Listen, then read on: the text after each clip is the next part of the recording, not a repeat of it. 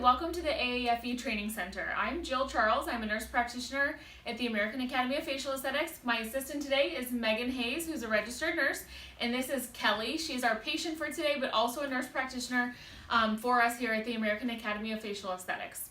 So we're going to walk through basically just a pretty comprehensive visit for treating a patient for botulinum toxin. You'll see the animations that we have Kelly make, and I'll mark her according to where we're going to inject, so you can just sort of come on in here and follow us along.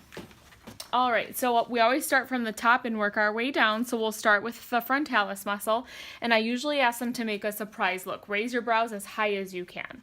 And it's always important to treat the frontalis as a whole, so I identify the lateral borders of my frontalis. So where you see muscle moving, you need to treat. Otherwise, what will happen is the lateral portion of this muscle will start recruiting and can result in a Spock eyebrow. Relax your brow. Can result in a Spock because this will be the active muscle fibers trying to pull up when the remainder of the muscle is paralyzed. All right, Kelly, raise your eyebrows again for me. Good, and relax.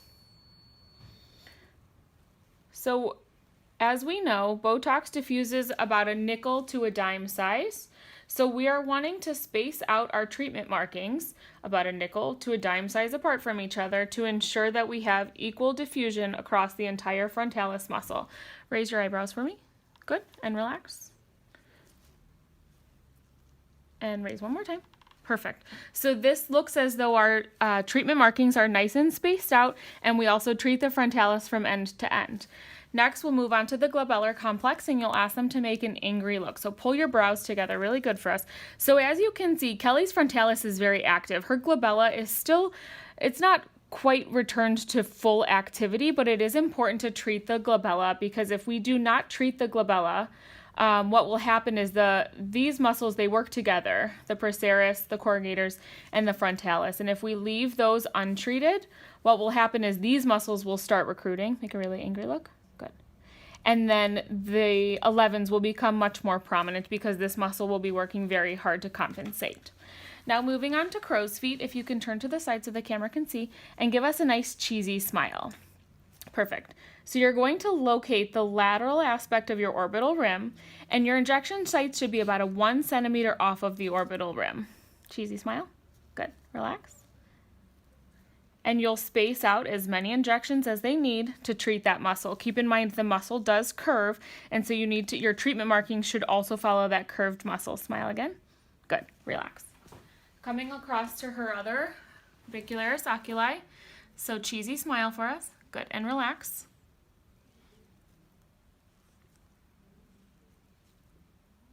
Perfect. Oops. Sorry, my marker's not working all that well. Okay. And then in Kelly, we are not treating the masseters or the temporalis today, but we are treating this mentalis. So if you follow us, you've likely seen Kelly's mentalis treatment before. So she has a very prominent muscle here. Can you make that? So you can see here, this muscle is so prominent. Now relax, which is what's causing this very prominent crease in the lower face as well. So when you give a little bit of botulinum toxin here to relax this muscle, it inevitably softens the crease, and she really liked that result the last time we treated her. So make that look again. Good. Good. Alrighty. So in terms of dosages, we already discussed prior to starting the video. So last time we treated Kelly with 10 units in her frontalis, and she felt like she really didn't get much longevity out of that treatment. So we are going to increase her to 12 units. For her glabellar complex, make a very angry look again. Really angry. That's as angry as she gets. Mm-hmm. So I'll treat this lightly. I'll probably give her 4 here in the procerus and then 2 in each corrugator site. And then for her crow's feet, smile really big. Good. We'll probably do 2 in each site, so that'll be 6 on either side. And then in her mentalis, we will do 2 units and 2 units. So stay tuned. We're going to draw everything up, and then we'll bring you back for treatment as well. All right, so now we're going to draw up the botulinum toxin for Kelly's treatment. In her situation, we are using Botox. So as you know, this vial has already been reconstituted, but we are using a multi-use vial. So you should clean the stopper with alcohol before you go to draw from your syringe, in the event that you don't use the entire vial, we want to use good aseptic technique. I always inject in the amount of air that I'm wanting for my dose. It honestly just makes your syringe fill a little bit easier. So the first syringe we're drawing up is for 12 units. So 12 units on our ComfortTox syringe will be to the 0.3.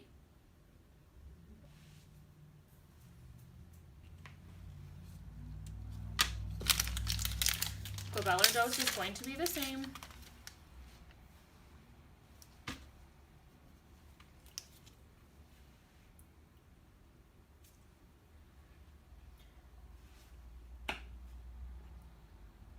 Always find it best to make sure that your vial is inverted. That way you're sure to be drawing up the solution and not air.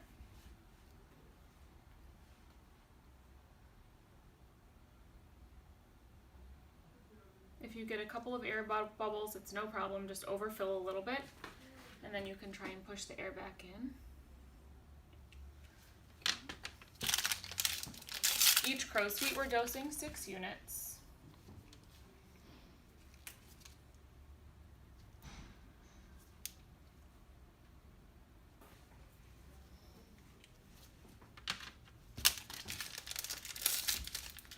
We are going to be a little close. I know that this vial is sort of getting towards the end, so we might have to take the lid off so that we can ensure that we get every last drop out of the vial, and I'll show you how to do that as well.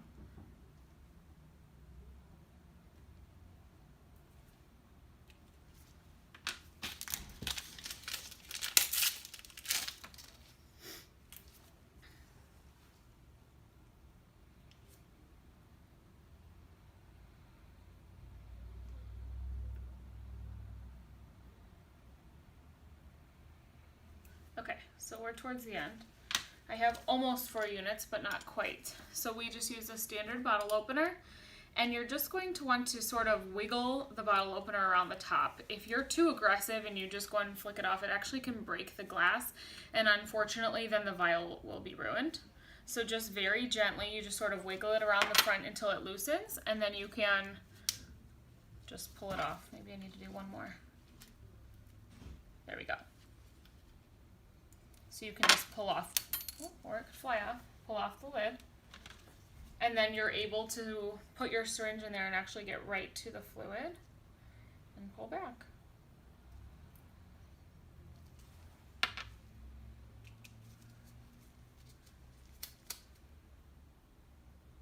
We're at 4 units. Okay, so our 40 units has been drawn up, and now we're gonna get ready and get ready to inject. All right, so I just wanted to review something before we inject here. So in this situation, we are treating Kelly with 12 units of botulinum toxin.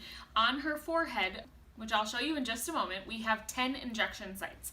12 units is a large dose. However, this is our 3rd time treating Kelly, and we follow up with her closely, and we are aware that we do need to increase the dose for Kelly. It gets a little tricky when you tend to have more volume than how many injection sites you have. To be honest with you, most commonly we actually have less units than how many dots we have on the forehead. So the dots basically just ensure that we are covering the frontalis evenly. So for example, usually a nice dose for a newish patient is 6 units, but say we have 10 dots on the forehead. This is actually the opposite. So we have 12 units for 10 sites. So in order to make this so that we're evenly treating the frontalis, and also for the ease of distributing the Botox, we're going to convert this amount, so the volume amount, so that we can do that even easier. So for 10 sites, it will be easiest if we have 20 units, what looks like units in our syringe. It's still 12 units. It doesn't change the dosage of our Botox. At this point, we can forget about the dose of the Botox. We're worried about volume here. So I have my 12 units drawn up in my syringe. If you can come a little bit closer so you can see here. Here's my 12 units. And in order to evenly distribute this volume throughout the frontalis, I am going to draw up additional saline to 20 units. And then when I go to treat Kelly, I will push 2 units each site. So in order to do that, I'm taking my saline vial, you'll clean it off with an alcohol swab, and you're going to invert your syringe into the saline and just pull back. Obviously, you don't want to push the Botox forward because that would ruin the vial of saline. And you're just immediately going to pull back to 20 units and then remove the syringe.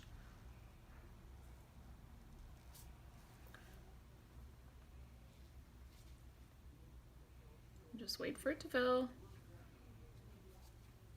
Okay, and we're all set. All right, so now it's time to treat Kelly with the Botox. Kelly, you can relax your head back. Good. When doing Botox, you can either pinch the skin up or pull the skin tight. I prefer to pull the skin tight. I find the needle just sort of glides under to the proper plane.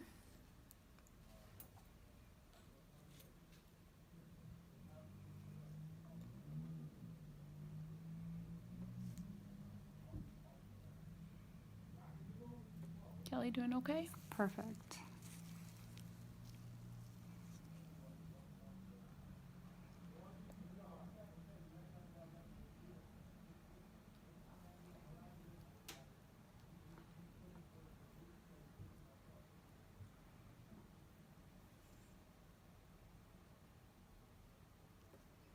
Kelly commonly bruises from Botox, so I'm doing what I can to avoid any vasculature that I can see.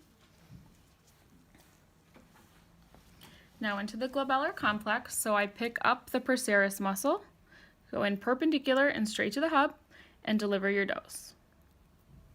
For the corrugators, it's important that you're blocking off the orbital rim. I will actually pick up the corrugator in my hand here, and I will push my dose. Always being sure that you're blocking off that orbital rim, as we don't want any Botox to migrate down. That might affect lidosis, or might cause lidosis rather. Kelly, you doing okay? Mm-hmm. Good.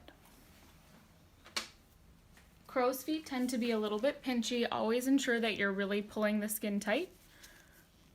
Can you turn towards me just a little bit? Perfect. And avoiding any vasculature that you see. You can see a couple of veins on Kelly, which obviously we're going to bypass. Good, and now the other direction.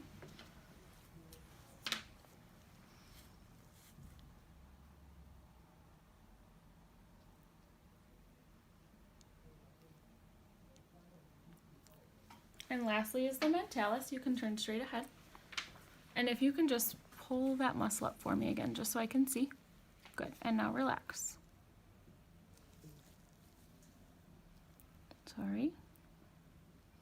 Okay, we're all set. Surprised me.